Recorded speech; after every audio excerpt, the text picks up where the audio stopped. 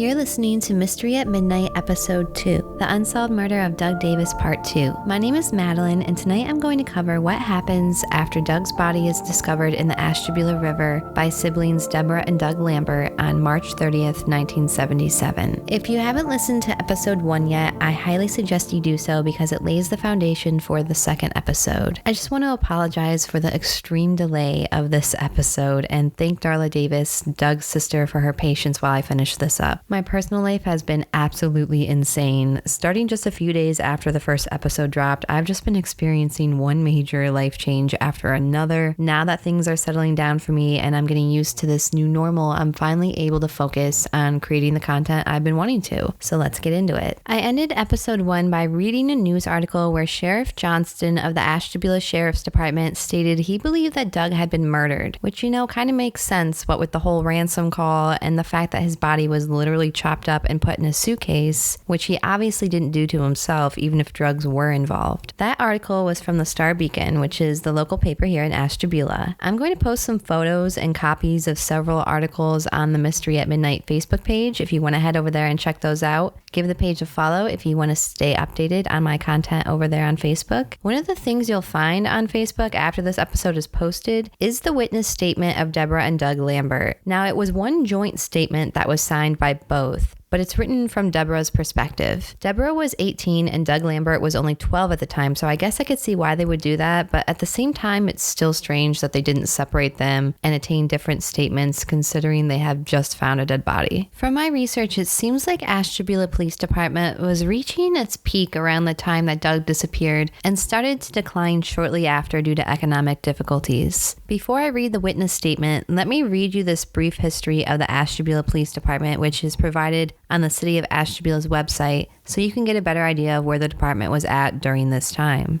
A brief history of the Ashtabula Police Department, written by Captain P.F. D'Angelo. The Ashtabula City Police Department's origin can be traced back to 1881, before the city was incorporated and while still a township. Police constables patrolled the township until 1891, when the city of Ashtabula was incorporated and established a formal police department of their own. Around the turn of the 20th century, with its large capacity docks and railroad system, Ashtabula was a thriving port, and with it came the need for police protection. As the population grew, so did the need for additional police officers and resources. In 1904, the Ashtabula City Police Department adopted Ohio Civil Service rules for hiring and promotions within the department, taking away political favoritism hiring and promotional practices. During the 1920s and 1930s, the police department supplemented foot and motor vehicle patrol with 2 motorcycles. In the 1940s, the first two-way radios were installed in the police cruisers. During the 1960s and 1970s, the police department grew in size and technology. In the late 1960s, additional officers were hired to help bolster the need for manpower and service. Handheld portable radios, speed measuring devices such as VASCAR and radar, and a completely new base and mobile radio system were purchased. Additionally, a fully equipped in-house crime lab and photo lab was built. The 1980s proved to be a devastating decade not only for the police department, but also for the entire community. Recession, loss of federal revenue sharing funds, and loss of city-based industry caused a significant population decrease to the city of Ashtabula, which directly led to a reduction in size of the police department through attrition and layoff. Police services were curtailed in an effort to provide basic police coverage. The 1990s saw a turnaround for the city of Ashtabula and with the police department. Economic growth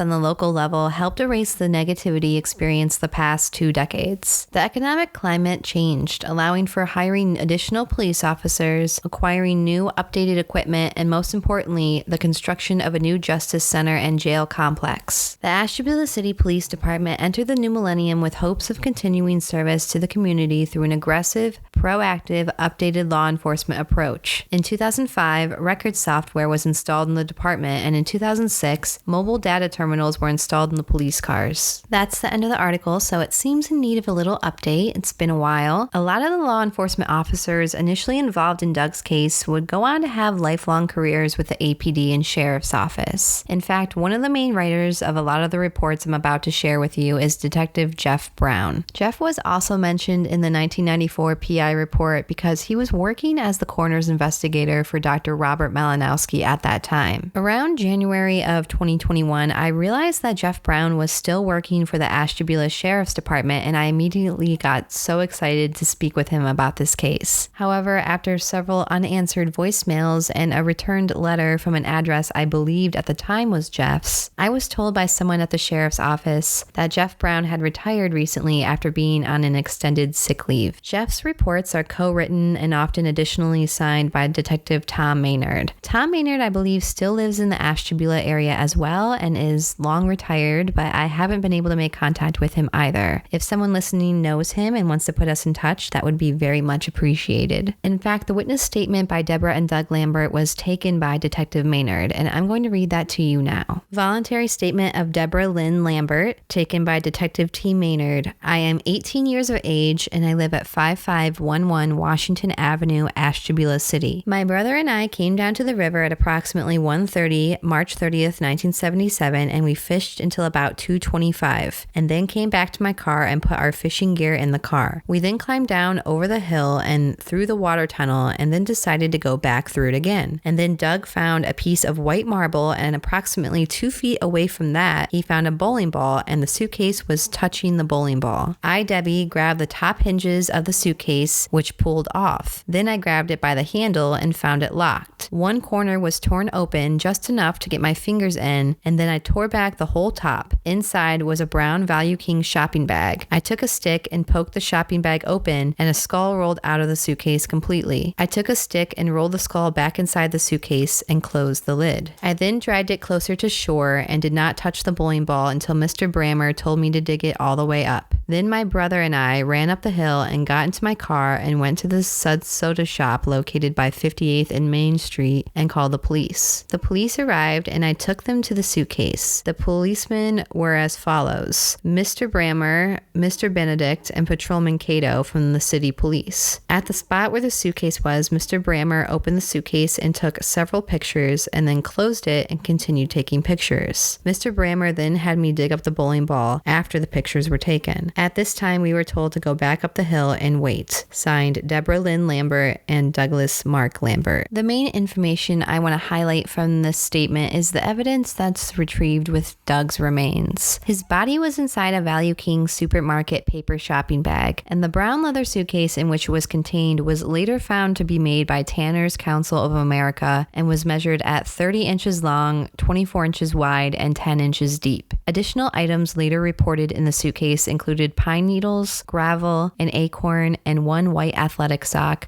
which appeared to have 2 blue rings around the top. In another report on the date of the discovery, Detective Benedict and Sergeant Trask note that the bowling ball found at the scene had the name St. Angelo's Lanes stamped on it, and the proximity of the ball and the white marble stone to the suitcase might have indicated that they were intended to hold the suitcase down in the water, which to me seems obvious, since what would be the odds that all 3 of these items would randomly end up dumped next to each other? What sticks out most to me, though, is the location itself, at least when it comes to dumping a dead body. It's to this day a very popular fishing location, just a short walk from the main downtown area of the city. If you're only listening to this podcast, I just wanted to let you know that I'm going to try and incorporate some visuals into this episode on YouTube, including some footage of what this location looks like today. This location is referred to as the Gulf and is a tributary of the Ashtabula River called Hubbard Run. The main entrance to this location on West 58th Street is called Indian Trails. This section of the park itself is maintained minimally, and as you can see, it was super muddy down there on the day I filmed. This footage was taken in late March of this year, so this is roughly what it would have looked like during the discovery of Doug's remains. I looked back at the weather records for that year, and it was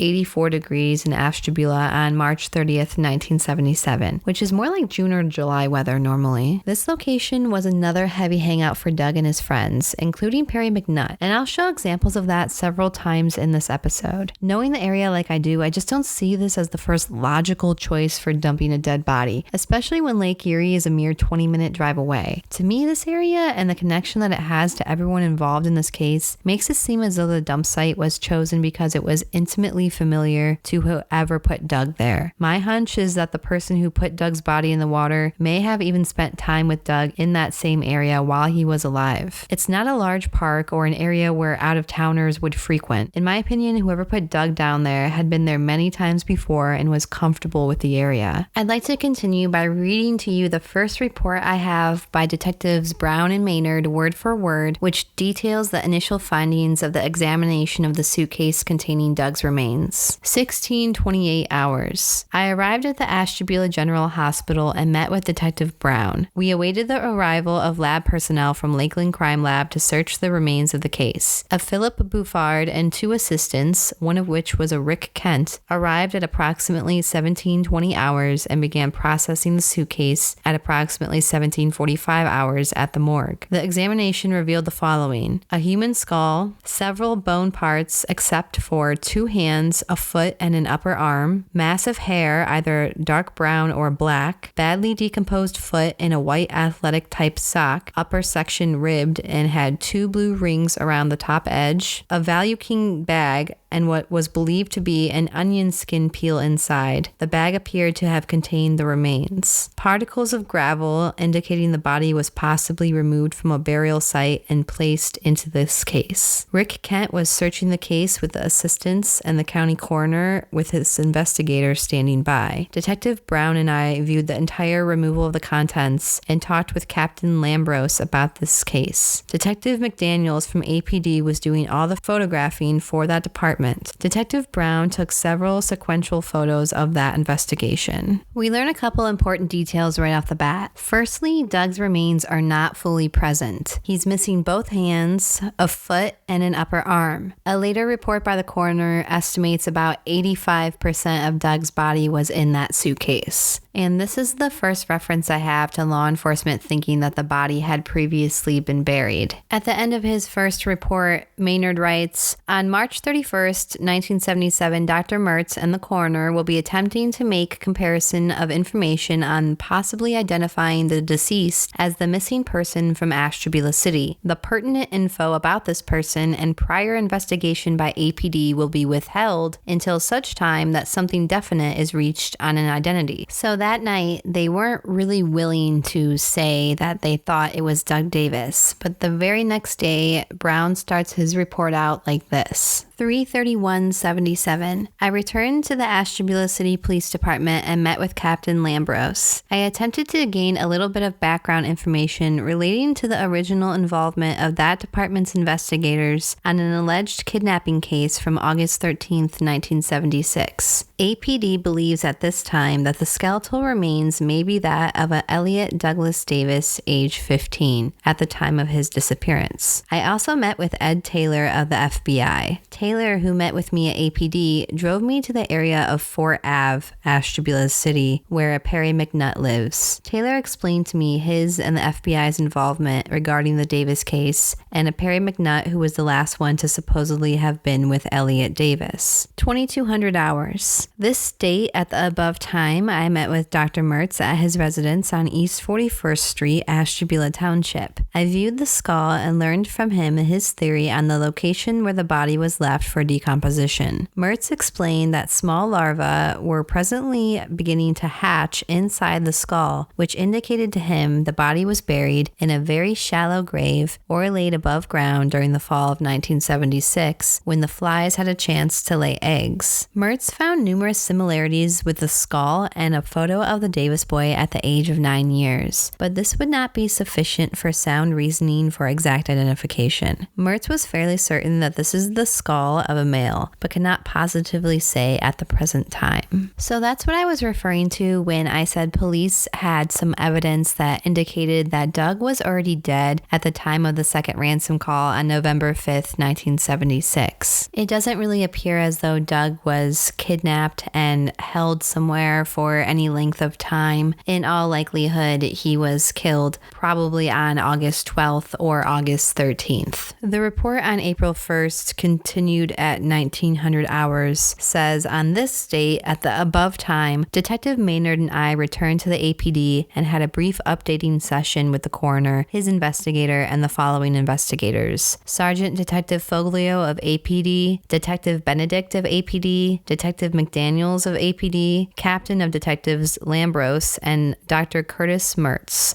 forensic dentist. The coroner told us the anthropologist Mohamed El-Najjar studied the remains and made a finding of the skull being that of a 15-year-old white male. Also discovered at the time were 2 ribs which appeared to have been cracked prior to death. Discussion at that time indicated the definite possibility of the damage or injury having occurred very soon prior to death and the possibility of having been created by a knife or gunshot wound. It was further learned at that time that markings on both sides of the skull in the area of the temporal regions might have been caused by some type of injury. This must still be investigated by medical personnel. That report is really one of the only references to a possible cause of death when it comes to Doug that I found. I don't have any reports that elaborate further on the injuries described here. This report continues by describing the first interview the sheriff's detectives have with members of the Davis family. They talk to Doug's sister Deborah Davis, who was 19 at the time, and she doesn't have much to offer other than once again bringing up Perry McNutt and her feelings that he knows something about what happened to Doug. Doug's parents, who were also interviewed, parrot the same sentiments. Detective Brown does make an odd comment here about how the Davises appear unaware of their son Doug's, quote, activities, and he remarks how they can't even provide police with the name of the dentist that Doug saw in Cleveland years prior,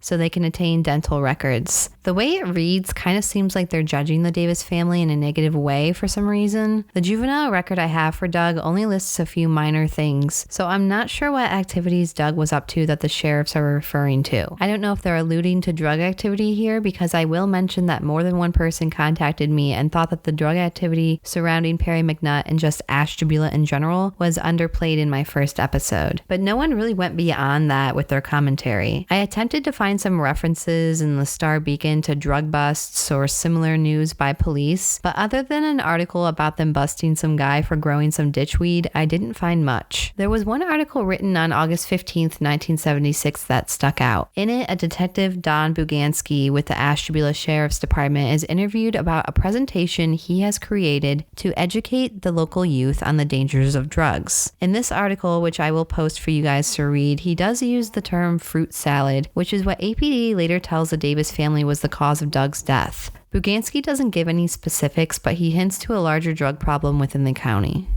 The next date on the report is April 4th, 1977, and on this day, Detective Maynard travels to Ashtabula Vocational School with Sergeant Foglio of the APD. There, they speak with David Davis, Doug's older brother, who he shared a room with at home. This is where David tells investigators that he used to smoke marijuana with Doug and Perry at Chestnut Grove Cemetery all the time, and noting its close location to Doug's body, Maynard and Foglio decide to go to the cemetery and commence a search. Chestnut Grove Cemetery runs along a hill that butts up against Hubbard Run, right where Doug was found. They don't find anything other than a dirty striped shirt, and after returning to the APD around 2:30 p.m., Maynard meets with Brown, and they immediately go back to the location again and start searching along the banks of Hubbard Run for overlooked evidence. This time they locate a pair of dirty white tennis shoes with red laces that they take into evidence, but they're never mentioned again in any report that I have. The next day, April 5th, Brown talks about a little miscommunication that seems to have gone on between himself and the Ashtabula Police Department. Apparently, the APD only has one person who can operate the polygraph, and that person is investigator Brammer. On this day, Brammer had left early to deliver a court order to obtain Doug's dental records from a dentist in Cleveland. However, it was the intention of the Sheriff's Department to have Perry McNutt come in and see if he would submit to a polygraph test to clear his name, which they would then immediately administer, but they can no longer do this because Brammer isn't present. My question is, why are they sending their only polygraph operator to go deliver a court order? It does seem a little odd, but I think it was mostly noted because of the obvious lack in communication between departments. The day wasn't a complete loss, however. At around 3:10 p.m., Brown and Maynard receive a radio call from Sergeant Foglio, where they learn that another teenage acquaintance of Perry McNutt had come into APD to speak with Detective Benedict about some information he had about the Davis case. The teen in question is Richard Terry, age 15. Richard indicates to detectives that he had been in Perry's house before, though the nature of their relationship isn't specified. While at Perry's house, Richard states he witnessed Perry carry an old reddish-brown suitcase out of his basement. The case was filled with railroad magazines, which he witnessed Perry take from the suitcase and place in a drawer. He went on to describe the case as having straps that appeared to be cut off or missing, as well as a mark on one side of the suitcase that looked like it had been drug over something sharp. He further described it as having locks on the front, which required a person to pull outward towards the outside edges of the case to open it. Richard Terry is shown some color photographs of the case, and he tells the detectives that it sure looks like the one he saw at Perry's, which prompts police to have him accompany them to the Lake County Crime Lab to identify the case in person. I'm going to finish by reading the remainder of this report word for word. 16:20 hours. We arrived at the lab and met with Dr. Philip Bouffard. We all viewed the suitcase, and I took several black and white photos to indicate the descriptions given by Richard Terry. Richard said, quote, "That is the case I saw." The case was laying on the floor in the lab, and Richard told us the mark was on the side toward the floor. Upon turning the case over, it was found to be there, as noted by photos. He further commented that he was most certain this was the case, since he remembered seeing the books in the pouch of the case. Also photographed while at the lab were sections of the Value King bags, which had been replaced together. Now, evidence-wise, I'm not sure how strong the suitcase ID is, or what police can even do with that information, other than put more pressure on Perry McNutt, and that's what they appear to do the next day. They make contact with Perry on April 6th, and he arrives that morning to be interviewed by Sergeant Joe Foglio, alone at Foglio's insistence. They speak for nearly 2 hours, and Perry McNutt finally agrees to have a polygraph done. It's not stated why they don't just do it immediately that day, but they agree he will come back the next morning, April 7th, to be tested. It's unclear why Foglio insists on keeping sheriffs out of the interview with Perry, considering Foglio had already interviewed him twice previously. Maybe he thought they had developed a rapport in some way, or maybe it was him just trying to lock the sheriffs out of the investigation. I can only speculate on the reason why. But the first interview we have on record between Perry and Foglio actually takes place the day after Doug's body is found, and the second is a follow-up phone conversation the next morning, April 1st. These two reports are the only direct statements I have from Perry McNutt regarding Doug. However, at that point in the timeline, it's important to note that police aren't 100% certain the body is Doug's. They just have a very strong suspicion. It's unclear if Perry at the time of the first interview is aware that a body has been found in the river, but it's clear by the second interview the next day that he's put 2 and 2 together, as you'll see. So let me read you that first interview from March 31st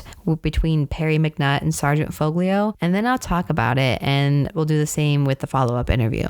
So for this first interview on March 31st, Detective John Benedict is also present. And it says, on March 31st, 1977, Detective Benedict and Sergeant Foglio did go to the residence of Perry Mark McNutt at 5428 Fort Avenue, Ashtabula, Ohio. We did talk to Perry and asked him if he would come to APD and talk to us about the missing Davis boy. Mr. Perry McNutt agreed, driving his own vehicle to APD. Once at APD and before questioning Perry McNutt, he was advised of his rights by Detective Benedict and Sergeant Foglio. Perry McNutt was then asked about his relationship with the Davis boy. He stated that he liked this Davis boy very much and that this Davis boy looked up to him as a father. He also said that the last time he had seen the Davis boy was on Main Avenue when he and the Davis boy were looking at cars at Tim Brown Chevrolet. At this time, Perry went to his father's house and the Davis boy told him he was going home to fix his sister's bike. This was about 2:30 p.m. in the afternoon. The Davis boy did visit and stay at the McNutt residence very frequently. Perry was asked if he had harmed the Davis boy in any way, and he told us no, he did not. We also asked him if he killed the boy accidentally or had anything to do with the disappearance of the boy, and he also stated no. In further questioning of Perry, we did find out that Perry had buried $400 along with a rifle in a field off Garrison Road between Jefferson Road and Austinburg Road. Perry stated that he thinks the Davis boy had stolen his $400 as he knew where the money was hidden. Perry said that he was mad about this and couldn't believe that this boy would steal his money after his being so good to the boy. Perry also stated that when his parents got a call for the ransom money, he did go to one of the local banks to try and borrow $5,000 to help in paying some of the ransom. Perry then went on to state how hard it was for him to meet his bills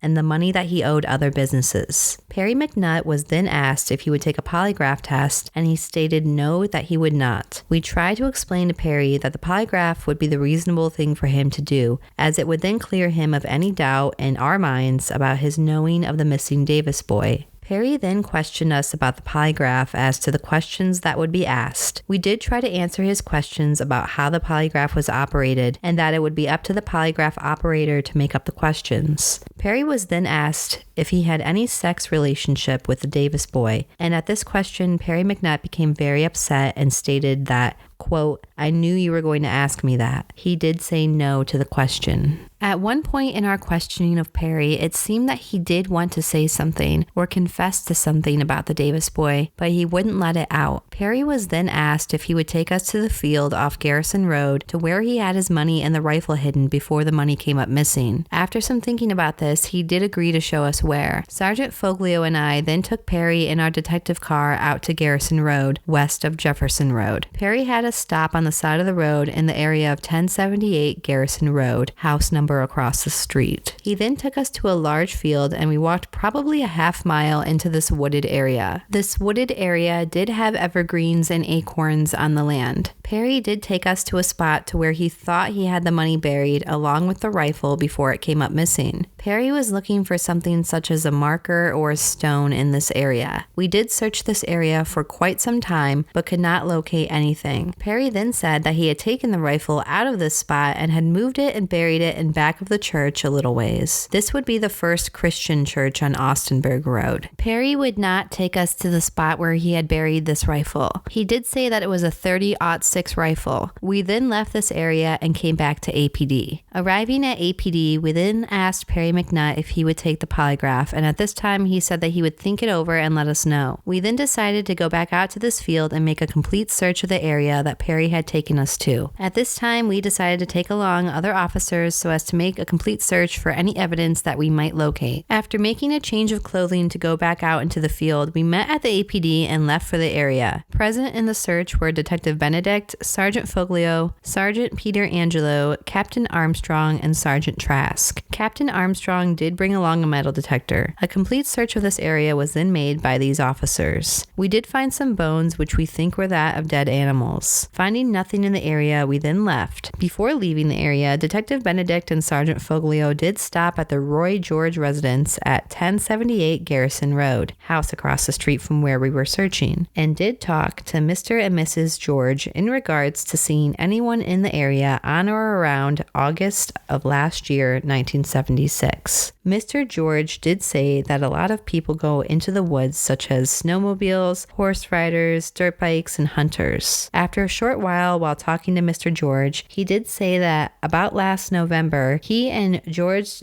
D. Giacomo were out with their dogs and that their dogs did run into something and were making quite a racket. This, he said, took place down back of the Dusty Boots Riding Club. Mr. George said that it was nighttime when this happened and he never did find out what it was that the dogs had gotten into. Mr. George then took us to the general area of where this happened. We looked around but found nothing. He did say that he would get in touch with George D. Giacomo and see if he ever found out what the dogs had run into. We thought that the dogs could have come across a body and were tearing it up. So that was the end of the first interview with Perry, and he starts off that interview by saying how much he liked Doug, and he speaks for Doug when he says that Doug looked up to him as a father. From all the information I've gathered on this case, it does appear as though they spent a lot of time together, but everyone else described Perry as Doug's best friend. And there's a huge difference between a fatherly relationship and a best friend relationship. Perry is the only one in these pages that describes their relationship in that way. Doug had an older brother that he shared a bedroom with, along with his stepfather and his biological father that he spent long trips with. I'm not sure that he was lacking a father figure in his life to where he would need to turn to Perry for that. I kind of wonder if Perry said that to try to make it seem more normal for him in his 20s to be hanging around with a bunch of teenage boys. Perry then goes on to state that he parted ways with Doug around 2:30 p.m. from Tim Brown Chevrolet on Main Avenue, which was only a couple blocks from Doug's house, claiming Doug told him he was going home to fix his sister's bike while Perry headed back to his father's house. I don't know what each member of the Davis family was doing that day or if anyone was home that afternoon, but we don't have any reports of anyone in the Davis family seeing Doug at their home past 11 a.m. that morning, except for David Davis, who does mention he saw Doug and Perry walk past the family home at about 6 p.m. the night of August 13th in the original kidnapping complaint to Sergeant Trask. The report doesn't state if they asked Perry directly about this sighting by David Davis or if they even remembered it months later. Another thing that is unclear to me is whether Perry had ever told police any of this specific information before. It really doesn't read that way to me, but I know Ed Taylor from the FBI did tell Brown that Perry was the last one to see Doug alive, so he must have at least told someone that, even though I don't have a report for it. You'd think that Perry would have been eager to share all of his final moments with Doug as soon as he went missing, seeing as he goes on in this interview to state that he actually attempted to take out a $5,000 loan to help pay the ransom, even though he laments he's struggling financially. Part of that struggle may have been because in 1973, Perry, at the age of 18, fathered a child with his first wife, Diane, who was only 15 at the time she gave birth. At this point in the Doug Davis case, it appears Perry has a toddler living at home with him who is never mentioned in any report. There's also no verification that Perry ever attempted to take out this loan, which seems like it would be an easy thing to follow up on. About halfway through this interview, Perry hands police a literal motive. We don't know the exact questions that steered the conversation in this direction, but somehow Perry ends up revealing to police that he believes Doug stole $400 that he had hidden away in the woods off Garrison Road. We don't know why Perry felt the need to hide his money there, but he does agree to take police to the location in question, but not before he's asked a question that would be uncomfortable for anyone in Perry's position to be asked, and that was whether he had a sexual relationship with Doug. At this point, Perry gets upset and flat out denies this. Now, I've spoken with a lot of people intimately acquainted with this case in some way. I would say the opinions on the nature of Doug's relationship with Perry vary greatly. I think that even Perry's reaction to this question makes it seem like it's something that may have been implied in the past, as he states he knew they were going to ask him that. We don't know if this is just a standard question the police were asking due to the circumstance, or if there was a direct reason behind it. I'll be completely honest, a possible inappropriate relationship was one of my first thoughts when I read through this case file in its entirety. However, we can't discount the social norms and cultural differences of small-town Ohio in the 70s compared to me growing up in the 2000s. A lot of people in my generation would instantly read the Doug and Perry relationship as a giant red flag waiting to catch fire. But a lot of people who grew up locally and were aware of the situation thought it was simply a case of Perry being that irresponsible adult who would allow the teens to party at his house and provide booze, weed, and the freedom to do whatever they wanted. It was just a different time, was a sentiment that was repeated often to me. And you know, this is still something that happens today, obviously, but today we recognize this type of behavior more readily as possible grooming behavior, or as something that is inappropriate and detrimental to the development of a child at the very least. The fact that at this point, Perry has his own child, yet describes this relationship with Doug as fatherly is troubling to me. However, because sex was mentioned, I do need to say that it's not the only place in this case file that pedophilia and the possibility of Perry having sex with younger boys is mentioned. I should preface this by saying that I have attempted to reach out to a few specific members of the McNutt family, and though I would be happy to speak to anyone about Perry in this case, I'm particularly interested in speaking with Perry's brother Scott and his ex-wife Diane, who he was divorced from by 82 when he married his second wife Pamela. I've been unsuccessful in my attempts at contact. I also feel like I should add here that in 1994, the PI reached out to Perry's first wife Diane Maple and her sister Doreen Hammond and obtained some interesting information from both of them. The main points illustrated by Diane in her interview is that she was a very young wife and what her husband did was his business. She said Doug did come around a lot and he was very nice to her. She states that she took a polygraph in relation to this case and passed it, but that's not mentioned in any police report that I have. She said Perry was going to take one as well, but was lawyered up by his parents. The home on Fort Avenue where they were living at the time was owned by Perry's parents as well. Diane also states that she had never heard about money or a rifle being buried by her ex-husband. She didn't know him to sell any drugs, and the only drug she witnessed him consume was marijuana. At the end of her interview, Diane suggests that the PI contact her sister Doreen, and Doreen has some shit to say that I don't know if Diane was expecting. I'm going to read you this conversation with Doreen Hammond because it's very short. Both conversations will be posted for you to read on the Mystery at Midnight Facebook page.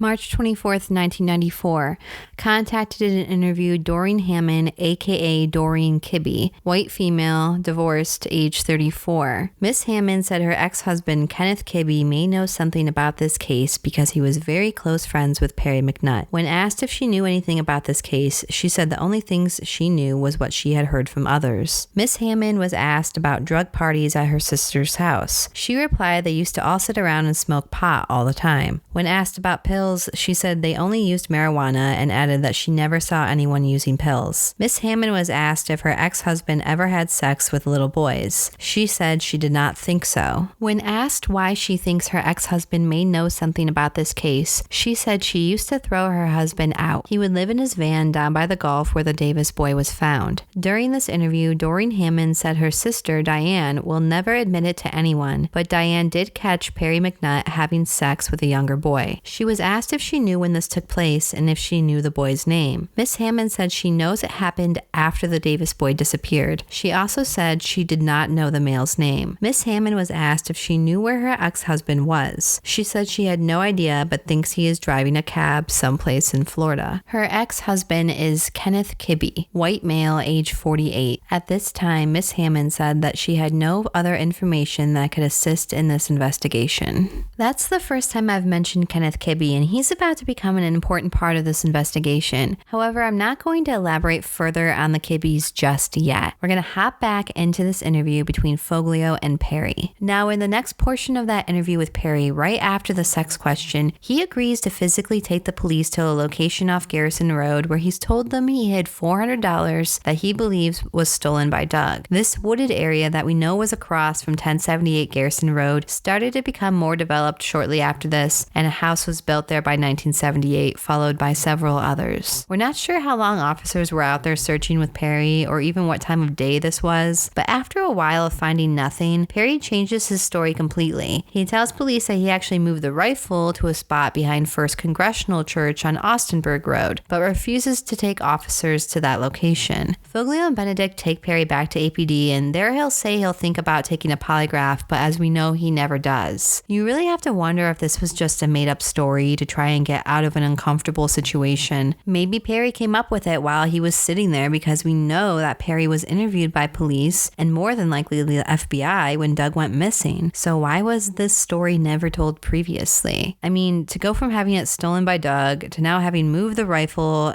and no further mention of the money is very odd. Perry's behavior and change in story is enough to make Foglio and Benedict immediately head back out to that area with a larger group of officers to help search. The general area between 1078 Garrison Road and the church and the Dusty Boots Riding Club is a pretty large area. I'd estimate roughly 100 acres. I've attached an aerial shot of what it looks like now and marked the areas mentioned. Nothing ever appears to come of this search effort, and I highly doubt another attempt was ever made. Police eventually leave empty-handed, but not before stopping across the street to speak to the residents of 1078 Garrison Road. A Mr. George tells police that while out hunting with a friend last November, their dogs got into what he believed to be the carcass of a dead animal. It's unclear if this was confirmed visually or how exactly they verified it was a dead animal and not a dead body, but with nothing more to go on, police wrapped this up for the night. Now, the next day, Foglio writes a report about the follow-up conversation with Perry that he places that morning. Here is the record of that conversation. April 1st, 1977. At 8:30 a.m. this date, Roy George was called at his place of employment, General Tire Company. He advised at this time that he had called his hunting partner, George DiGiacomo, and George had advised him that he, George, was sure that the carcass the dogs had gotten into was an animal. Roy George also offered to help search the woods if we decided it was necessary. As was planned yesterday between us and Perry Perry McNutt, he was contacted by phone at 9:15 a.m. I asked him to come in and talk about Doug Davis some more. He advised me that he could not come in as he had to go to Bellevue, Ohio to see a sick grandmother. We did talk at length about the case. He stated that he was surprised we had found the bones in a suitcase. He asked if he could see the body, and I advised him I would ask the coroner and see what he could arrange for him. I asked him, Perry, about taking the polygraph, and again he stated that he did not think he wanted to, but still had not made up his mind about taking it. I asked him again about the location of the money he had claimed was in the woods off Garrison Road. He was certain we were in the right location, and further advised that he felt it would not do us any good to search this area. I did explain that we were looking for evidence in the woods, but he again stated that he felt we wouldn't find any. I asked him to come in to talk about the case when he returns from Bellevue. He advised that he could not as he had to work. I then suggested he come in tomorrow, Saturday, April 2nd, 1977. He advised that he would contact me if he can make it then. He did tell me to also contact a Richard Terry and a David Davis, Doug's brother, and maybe they could help us. At the time of our conversation, Perry felt upset that I did not mention a body in a suitcase. I advised him that I was not at liberty to divulge any information about the case. Again, I advised him that I would contact the coroner and see if he would permit Perry to view the remains. Signed, Sergeant Joe Foglio. I just want to say that the inattention to detail in these police reports is astounding to me. I mean, there are 2 complete phone conversations described in this one little report. Foglio states that he spoke to Perry, quote, at length about the case. What does that mean? We don't know. Was it 20 minutes? Was it 2 hours? It may seem minor, but it really bothers me. I feel that at this point in time in 1977, a detective investigating the probable murder of a child that was chopped up and discarded in the river should probably use more specific determinations of time when speaking about the prime suspect. It honestly just seems like all around shitty police work, and it really makes you wonder how far we could have possibly come, especially since this time period is kind of the beginning of the economic decline that has left such a long-term impact on Ashtabula City as a whole. My interpretation of this badly written report is this. Foglio writes at the beginning that Perry stated he was surprised they had found the bones in a suitcase and asks to see the remains. And then at the end of this interview, Foglio writes that Perry felt upset that Foglio did not mention a body in a suitcase, and Foglio tells him he wasn't at liberty to divulge any information about the case. That implies to me that on the previous day when they brought Perry in for questioning, he may not have known the suitcase was found, or if he did know, he didn't realize the remains inside were already suspected to be Doug. I find that kind of hard to believe though, as this is a very small town and word spreads very quickly. But obviously police weren't at liberty at that time to confirm or deny anything with him. I'm not sure what to make of Perry asking repeatedly to see the remains. You guys will have to let me know what you think about it in the comment section. To ask to see them is pretty morbid, at least in respect to the 70s. I mean, it's not like today where people have become so desensitized to these things because the media is constantly throwing gore and violence in our faces. I mean, even if it's someone close to you and you believe this might be their remains, would you want to see them in the state that Doug was in? Dismembered and skeletal? Unrecognizable? I mean, I've watched like thousands of hours of police interrogations, and never have I heard someone in a similar position as Perry ask to see remains involved in a case that they're obviously a suspect in. Like, he has to know at this point that he's a suspect, right? They keep trying to get him to take a polygraph test. They've brought him in multiple times. He has to have some clue, right? It's very strange to me, and if Foglio thinks it's weird as well, he doesn't state it in this report. I don't know if Perry ever got to see Doug's remains, but if he didn't, it kind of seems like it might have been a missed opportunity to perhaps put him in a position that would make him emotionally vulnerable enough to divulge something. Ironically, in this interview, Perry tells Foglio he might want to speak with Richard Terry, who is the boy that comes forward a few days later on April 5th and implicates Perry as the owner of the suitcase. He also tells him to speak with David Davis, which sounds kind of stupid, seeing as obviously police would have already spoken with the brother of whom Doug shared shared a bedroom with. I'm not sure if Perry was trying to imply David's involvement in his brother's disappearance in some way, or really what the reasoning was behind him suggesting the police talk to Richard and David, seeing as both Richard and David kind of point to Perry as having involvement in this. Now, before we deep dove into these two conversations with Perry, we had been making our way through the sheriff's department reports written by detectives Brown and Maynard, and we were at April 7th, 1977, where Foglio had just interviewed Perry for the third time that we know of for roughly 2 hours, and Perry agrees to come back the next morning to take a poly, which we know he never does. The last sentence of that report is at 12:30 hours and says, quote, "Detective Maynard and I left APD to work on another investigation to await the results of McNutt on the polygraph." End quote. And it's signed by both Brown and Maynard. However, the next report I have in the timeline is from April 15th, 1977, and it's the record of detectives Brown and Maynard meeting with Doug's sister Diane and her husband Roy in relation to their recent inheritance that I spoke about in episode 1. So there's a full week there where I don't have any information at all, and I really wonder why. Because in case you forgot, the file was provided to Darla's private investigator by the coroner Dr. Robert Malinowski in 1994. He also was the coroner when Doug was found in 1977. And Detective Jeff Brown was now working as his investigator in 1994. Why would the coroner have these random reports mixed in with his autopsy results? I don't really know why he would have some but not all, unless they were specifically picked out for a reason. And if that's the case, if they were withheld for some reason, were they withheld when they were given to Dr. Malinowski, or did he withhold them when he gave them to the PI in 1994? Continuing in the report on April 15th, there is a note that says they discussed the possibility of getting a search warrant for the McNutt residence on Fort Ave, but that never comes to fruition. It's also stated that a poly for Doug's stepfather, Robert Davis, was scheduled for the following day. Then at 2:10 p.m., Maynard and Brown meet with 15-year-old Robin Delewski, who lived at 746 Garrison Road, which was about a mile from where police searched the woods a couple weeks prior with Perry. The report starts out, quote, "Robin was known to be an associate or at least a close friend of Elliot Davis," end quote. You see, that's where those specifics really come into play. In case you didn't know, the word associate is a synonym for acquaintance, and the literal definition Google provides for acquaintance is, quote, "a person one knows slightly but who is not a close friend." For me, when I hear the word associate, I think of a business transaction, not a friendship really. I know it's a term that police often use, but the way it's written here makes it confusing.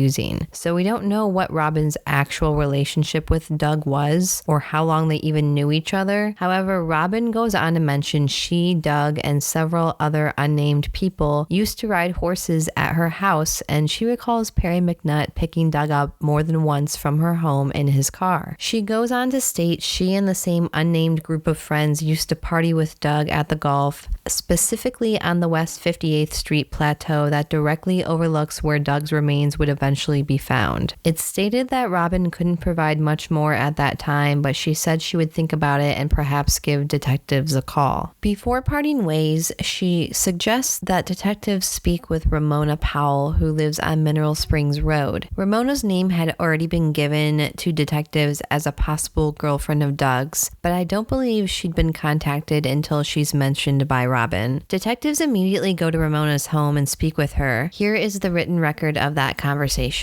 14:44 hours, Detective Maynard and I met with Ramona Powell at her residence in the presence of her mother. She told us she knew Elliot for only 2 months during the months of May and June of 1976. Ramona said she had initially met Elliot at Robin Delewski's home when they rode horses. She said that she liked Elliot or Doug very much, but he did not come over to her house but one time when Mr. Powell told him to get out. This was due to the fact that they had had left the house at night and went to the Gulf. We asked Ramona to think about Doug and try to remember anything that she could that may help us in determining what actually happened to him. She did tell us that a Randy Kibbe did not like Doug, and also talk she had heard which indicated there may have been a fight on August 12th, 1976 between Perry McNutt and Doug. We left Ramona with several questions in mind and hoped that our conversation would spark her memory. We advised her we would be in contact. So as far as the actual police reports go, this is the first mention I have of the name Kibbe, and I'm unsure if the Kibbes were even on police radar prior to speaking with Ramona. Due to subsequent events that I'm about to share with you, it kind of seems like they weren't, but probably should have been. The following Monday, Detective Maynard returns a phone call from Ramona where she tells him that she remembers something that occurred shortly after Doug disappeared in August of 1976.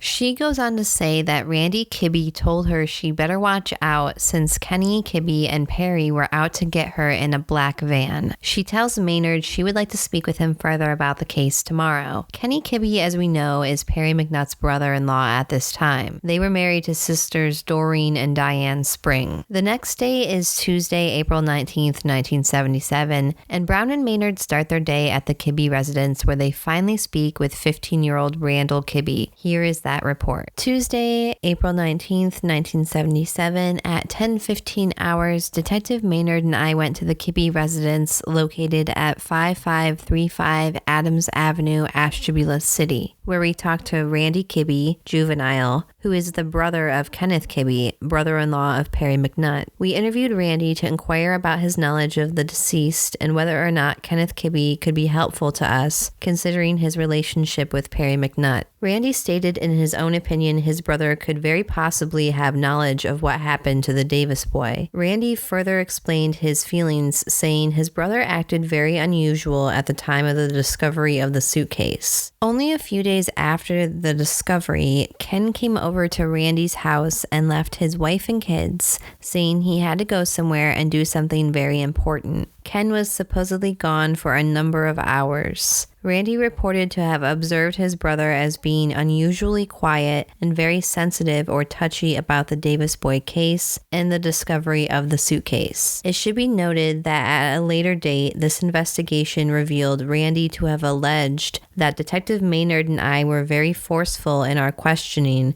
and that we took him outside into his garage. This is true in so much that he was interviewed in the garage, but only for reasons that the neighbors were very suspicious of our presence. We were unfortunate to have had to drive a marked sheriff patrol unit to make the call on Randy. We said to Randy, "It is nice outside. Why don't we go out to talk?" Since we were under the strong impression that the house and the presence of his grandmother in an upstairs room was making it difficult for him to speak with us. Randy, of his own free will, came outside, and then just while casually talking with him, we ended up in the backyard and later inside the garage, overhead door standing wide open. Again, this was only to keep the neighbors from overhearing our conversations with such close living quarters as there were. At this point, we had not really gained any additional knowledge to work with other than adding to our personal feelings as involved investigators. So as we can see, Randy doesn't really give anything new to police that they can actually use. And he even goes so far as to accuse them of bullying him into giving what they did get out of him. Ramona Powell reiterates this the next day, April 20th, when she meets with detectives again and tells them that she once again spoke with Randy Kibbe. Randy apparently told Ramona that Brown and Maynard had been hard on him, but she didn't believe him. Ramona said she believes Randy was just trying to cover for himself as far as his brother Kenny was concerned. Ramona also claims to have verified with Randy that Perry McNutt did have some money buried, which is extremely interesting since prior to this we didn't know of anyone else who knew about the money. She also reiterates that Randy told her Perry was after her right after Doug disappeared, though a motive as to why he would be after her isn't given. Detectives end the conversation with Ramona by telling her they must go and to be very careful, warning her not to get too curious or involved enough to jeopardize her own safety. As it turns out, detectives head straight from Ramona's to Kenneth Kibbe's residence. They arrived there at about 8:30 p.m. and here's the record of that interaction with him, which lasted roughly an hour and a half. 28 hours, Detective Maynard and I arrived at the Kibbe residence at Mapleview Cottages. There, Mrs. Kibbe told us her husband would be right back, that he had gone to the store and was wondering if we were going to show. We stated we got sidetracked on another investigation. Shortly thereafter, Kenny arrived home and to our surprise was with a subject with whom we were not concerned, and also Perry McNutt. We also noted at this time that Mrs. McNutt was there prior to our arrival, and having never met her before, we did not know it was her. We were there until 22:01 hours and discussed the case with all parties concerned after calming Kibbe down, his brother having told him we had roughed him up to get information. This report does not reveal anything actually learned from this meeting, but many mental records and impressions were made from that interview situation. When leaving, Kenny stepped outside and started to tell us something and then shut up when McNutt came out. In the reports, nothing really happens the next couple of days. There are a few brief notes on minor leads that quickly run nowhere, and then on April 22nd, there's a notation that Brown and Maynard met with Foglio at APD and, quote, achieved nothing towards any progress. It's completely unclear what information the two departments working on this case are sharing with each other and when they share it. This is where tensions appear to boil over between Sergeant Foglio and Detectives Brown and Maynard. On that same day, Brown writes that he and Maynard meet with Kibbe again and get him to agree to take a polygraph test in Richfield, which they apparently discussed the night they spoke at his home. Richfield was chosen since both Kenneth and Perry expressed a distrust for APD and refused to be tested there. Apparently, this polygraph takes a couple of days to arrange, and Brown finally gets it set up to take place on April 27th, 1977 in Richfield, Ohio, which I'm assuming at the time was the closest location they could get another poly done at, but Richfield is a bit of a drive at about an hour and 15 minutes away. So on April 25th, they go back to Kenneth's house to let him know the details of this appointment they've made for him, as it appears he doesn't have a working phone at this time. When they arrive, they are told by a neighbor that Kenneth used their phone in an attempt to contact detectives shortly before they arrived, but was told by someone at the station office that they weren't there when in fact they were. Kenneth then decided to just drive up to APD in person. Brown uses this neighbor's phone to call Sergeant Foglio at APD and tells him to hold Kenneth Kibbe there until they arrive. Here's the record written by Brown of what happens when they arrive at APD. 11:44 hours. We arrived at APD and found that Kibbe made an agreement with Foglio that if Debbie and Chuck Lambert Jr. would be tested first, he would then take the test there for sure. Foglio said that is a deal, no problem. Working relations became poor at this point, since Foglio became a little upset, saying he will not work with guys who hold secrets. I did not care to discuss this matter since he seemed to have done little thinking about the situation. We never know what secrets Foglio feels Brown and Maynard were keeping from him. I can speculate that it may have to do with Kenneth Kibbe in general, or more specifically the fact that they arranged this polygraph at a location other than APD and perhaps didn't inform them this was happening. It's also not made clear yet as to why Kenneth Kibbe insists Debbie Lambert and Chuck Lambert Jr. be given a polygraph exam in order for him to submit to one at APD. Debbie Lambert is the teenage girl who found Doug's remains at the beginning of this episode while fishing with her younger brother, Doug Lambert. After a little research, I found that Chuck Lambert Jr. was their 17-year-old brother who had not previously been mentioned. These last 3 pages I have left to read of the Brown and Maynard reports span from Tuesday, April 26th, 1977 to Tuesday, May 3rd, 1977. I'm going to read them straight through, word for word, and then we'll dive into it. Tuesday, April 26th, 1977, Debbie Lambert tested at APD with true results. Neither Maynard or I were present. Wednesday, April 27th, 1977. Brammer contacted me and advised Kibbe would now be given an appointment. He also advised Chuck Lambert Jr. was not tested since he had received a coroner's case for investigation following the testing of Debbie. Foglio at this point told the boy to tell anyone that asked that he did take the test. Thursday, April 28th, 1977, 11:12 hours. Detective Maynard and I met with Chief Puzzi of Geneva PD. He supposedly had info on this case, which was later learned APD had checked on with negative results. Friday, April 29th, 1977, 09:32 hours, we met with the Charles Ham Jr. we had been looking for. We learned he had had no associations with McNutt since high school days, but advised him we would return. He was very, very nervous about our presence. 09:55 hours, talked briefly with Kibbe and learned he would be taking the polygraph in the morning. 10:54 hours, Detective Maynard and I went to the forensic lab in Painesville and picked up the suitcase, hair, paper bags, and sock involved in this case. Saturday, April 30th, 1977, 09:34 hours, I arrived at APD for the Kibbe polygraph. He was late and did not show until approximately 11:20 hours. Tests from 11:45 to 13:30 hours. 13:30 to 1400 hours, Brammer advised him of results. Kibbe decided to talk with us due to doubt shown on the test. He tested truthful except for some admissions. The admissions being the fact that supposedly one day in February or March of 1977, he went to McNutt's residence. He pulled in the drive, and when he got out, Perry mentioned something about doing a job, possibly burying or digging something up for Chuck. Ken Kibbe related this to either be Chuck Sr. or Jr. Lambert. Also, Ken related that Debbie and her brother Chuck had been over to Perry's house, which was all news to us. At this time, Foglio, Kibbe, myself, and Brammer were talking in Foglio's office. Kibbe felt this case was also related to the death of Chuck Sr., supposedly an overdose case.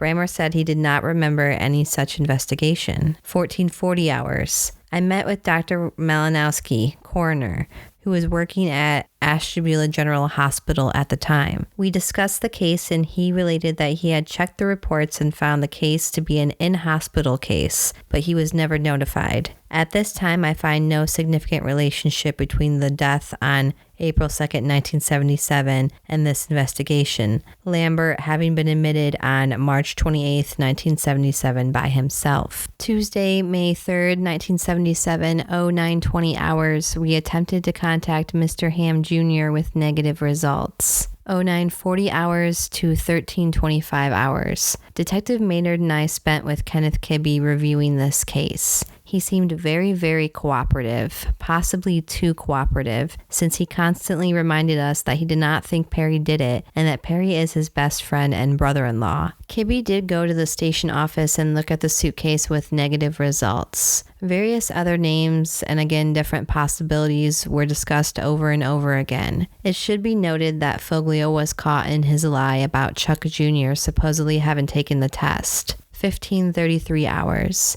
Detective Maynard and I talked briefly with Debbie and Chuck Lambert Jr. at their residence located at 5511 Washington Ave, Ashtabula City. We had just recently learned that 3 days following her discovery of the suitcase, she was razor cut in the face by some black female. She claimed it to have no connection whatsoever, and that she was asked if she would file charges by city police, and she stated no, having found out on her own the person to be a Grace Nix of Cleveland, Ohio. Signed, Detective Jeff C. Brown and Detective Tom Maynard. One of the main things from these final pages that I wish I had more clarification on was the record written on April 27th, where Brown writes that Chuck Lambert Jr. was not tested because he had received a coroner's case for investigation following the testing of his sister Debbie. Now we know Debbie tested truthful on the poly, so what exactly does this mean? What was he being investigated for that was revealed during Debbie's polygraph? I found an obit record for Chuck Lambert, who appears to have passed away in 2012. The obit stated that Chuck joined the Army in 1978 for almost a decade, where he was honorably discharged with the rank of Staff Sergeant. I don't have any information on the true nature of the Lamberts' relationship with Perry, or if there ever really was one. We must consider the source of this information, which was Kenneth Kibbe. We of course don't have the exact questions that Kenneth was asked for this polygraph exam that lasted nearly 2 hours, but we do know that he apparently tested truthful, the only developments coming from an apparent admission by Kenneth, where he describes a meetup with Perry a month or so before Doug is found, where Perry mentions doing a job for Chuck Lambert, whether it's junior or senior, we don't know. But apparently this job involved either digging something up or burying something. There's no further elaboration as to how Kenneth responded to this or really the nature of the conversation beyond that statement. Kenneth also tries to correlate the Doug Davis case to the death of Chuck Lambert Sr., which happened shortly after Doug was found. From the reports and other resources I was able to attain, it appears as though Chuck admitted himself to Ashtabula General Hospital due to some sort of pre-existing health condition and never left. If coroner's investigator Brammer doesn't recall an investigation, then Chuck Lambert Jr.'s investigation more than likely has nothing to do with his father's passing. So again, what does it mean that Chuck Lambert Jr. was being investigated by the coroner? I would absolutely love to speak with one of the Lamberts to find out more details about the situation. Again, all of my contact information will be in the description box below.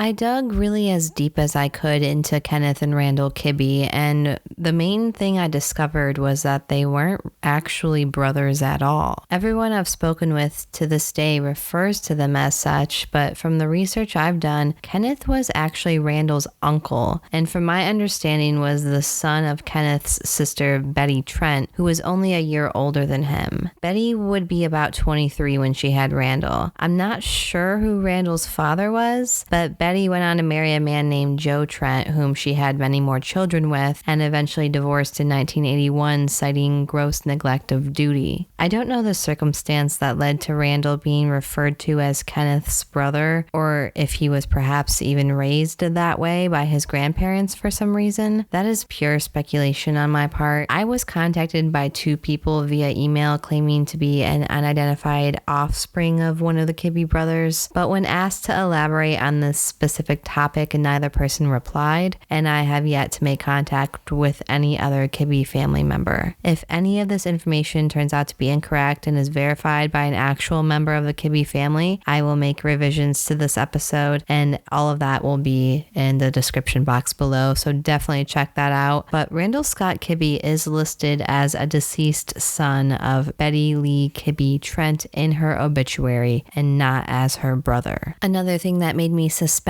that Randall was not one of their siblings was the fact that the 1950 census lists the Kibbe family as living at 5535 Adams Avenue, with Kenneth being their youngest child at 5 years old, and both of Kenneth's parents, Lois and Leroy, being in their 40s already in 1950. It would be highly unlikely that they had another child 10 years later. I know that Kenneth Kibbe had at least 2 wives whom he fathered children with. His first wife, Annette, whom he had 2 sons with before divorcing and moving to Ohio, where he would marry Doreen Spring, who was only 17 herself in 1976, not much older than Doug. Kenneth was 31 with 2 young children at the beginning of their relationship. I don't know much of how Kenneth and Doreen came to get together or what year they got married, but after this case went cold, they would eventually move to Brevard County, Florida, where they would have a daughter before divorcing in 1986. From what I could gather, it looks like both of Kenneth's ex-wives are deceased. Randall also went on to join his brother in Florida, though information about his life is much scarcer.